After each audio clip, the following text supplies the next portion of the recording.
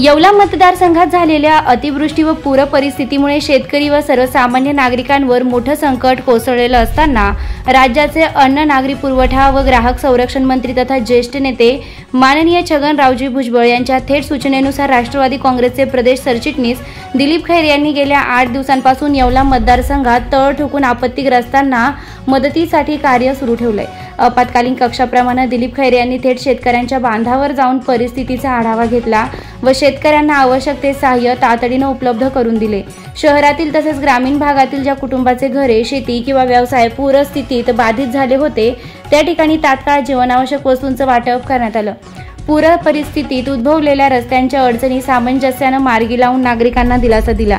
विशेषतः आडसुरे गाव, पाझर तलाव व खिरड वस्ती पाझर तलाव बंधारा फुटण्याची शक्यता निर्माण झाल्याने मोठी जीवितहानी व वित्तहानी होऊ शकली असती, मात्र तातडीने मशीन उपलब्ध करून दिल्यामुळे हा धोका टळला।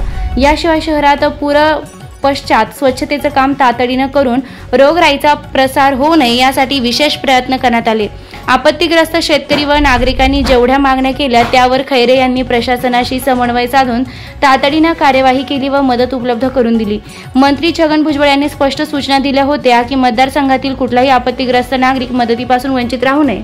त्या सूचनेनुसार दिलीप खैरे गेल्या 8 दिवसांपासून येवला मतदारसंघात सतत कार्यरत राहून थेट लोकांशी संवाद साधत त्यांना दिलासा देत आहेत।